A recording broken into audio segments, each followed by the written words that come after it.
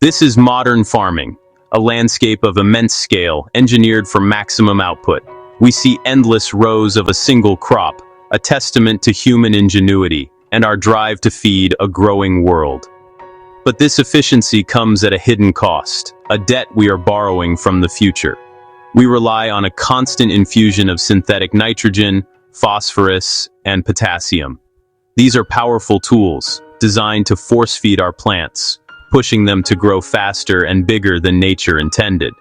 It's a short-term solution that creates a long-term dependency, a chemical treadmill that is difficult to step off of. This system doesn't build soil, it mines it. Year after year, we extract nutrients, and with every pass of the plow, we expose the delicate soil structure to the elements, leading to erosion by wind and water.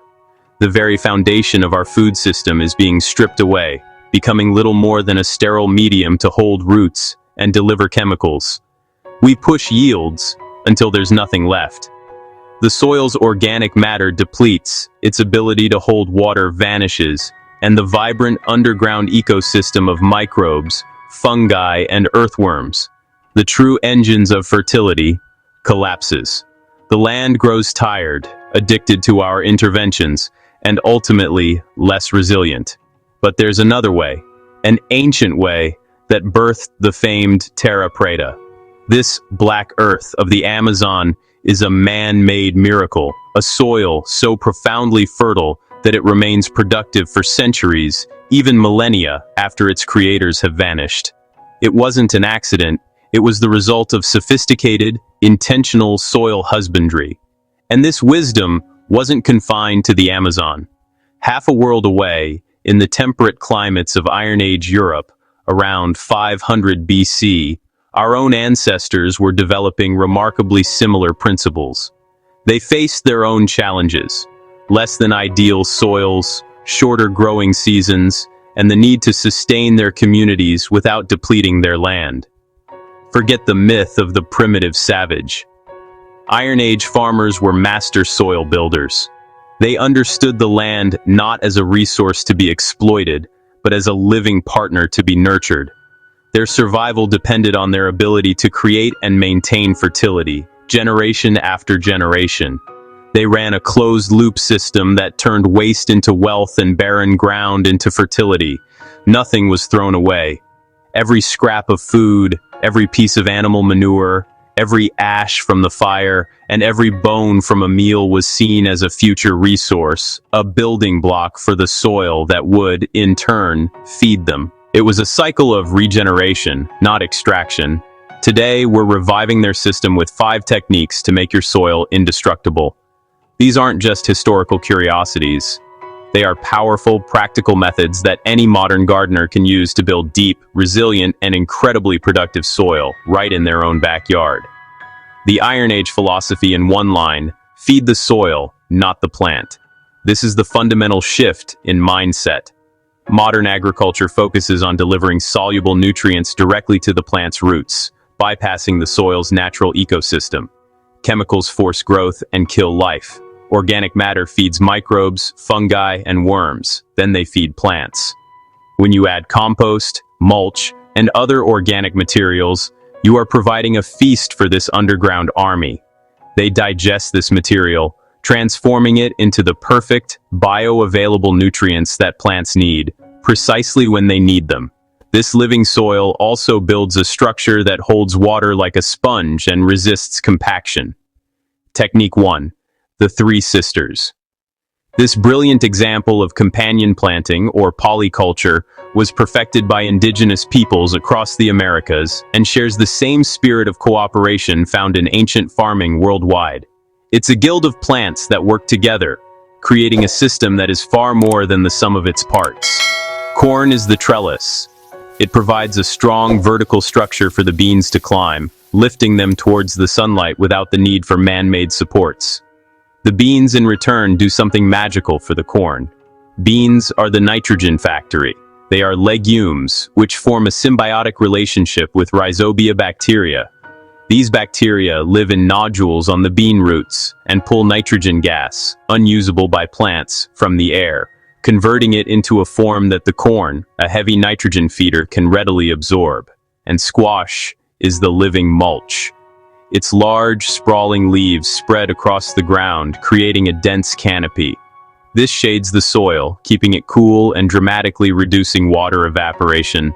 It also suppresses weeds, eliminating competition for nutrients and water, and creates a humid microclimate that benefits all three plants. A true guild, more food per square foot while improving soil. This polyculture creates a diverse habitat that attracts beneficial insects and confuses pests. You get 3 different harvests from the same space, and at the end of the season, the soil is left richer and more structured than when you started. Number 2, the midden heap. This is the heart of the Iron Age recycling system. It's more than just a compost pile. It's a carefully constructed bank of fertility. Archaeologists find these ancient waste heaps, known as middens, packed with the secrets of sustainable living. Layer scraps, manures, ash, and crushed bone for minerals. Each layer serves a purpose.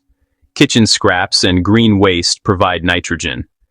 Carbon-rich materials like straw, leaves, or wood shavings balance the nitrogen and add bulk. Animal manures supercharge the decomposition process. Wood ash contributes potassium and raises pH.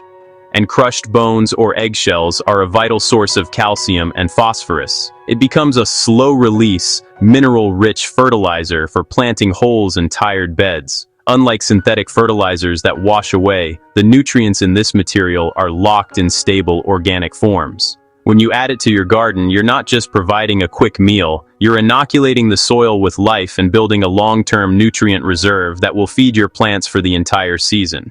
The superstar, biochar. This is the key ingredient that makes terra preta so legendary, and it was a technology our Iron Age ancestors understood as well. Biochar is a special type of charcoal made by heating organic material, like wood or crop waste, in a low-oxygen environment. But here is the crucial step. Charge it first, soaked in nutrients before it hits the soil. Raw biochar is like a dry, empty sponge. If you add it directly to your garden, it will temporarily suck up nutrients and water from the soil, competing with your plants. By pre-soaking it in compost tea, liquid fertilizer, or even just mixing it into your midden heap for a few weeks, you fill it with nutrients and beneficial microbes. Biochar is a reef for microbes, holding nutrients and moisture for years. Its incredibly porous structure provides a vast surface area, creating millions of microscopic homes for beneficial bacteria and fungi. It acts like a battery, holding onto water and nutrients, preventing them from leaching out of the soil and making them available to plant roots on demand. This effect is not temporary. The carbon in biochar is extremely stable and can persist in the soil for hundreds, even thousands of years. This leads to our 4th technique, not slash and burn, slash and char. Slash and burn agriculture releases almost all the carbon from the cleared vegetation into the atmosphere as smoke and carbon dioxide. It's a fast way to get a temporary boost of ash fertilizer, but it destroys long-term fertility. You're converting brush into permanent soil carbon, not smoke. With slash and char, you are capturing up to 50% of the carbon from that same brush and locking it into a stable form, the biochar.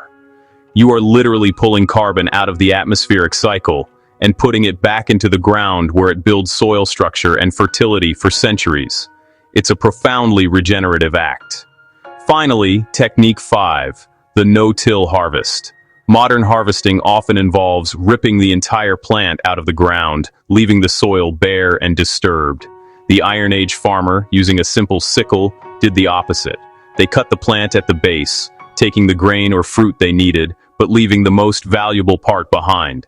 The sickle keeps roots in place and soil structure intact. Every harvest returns carbon to the earth, instead of stripping fields bare.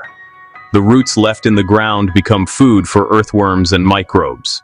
As they decompose, they create channels for air and water and release their stored carbon and nutrients back into the soil.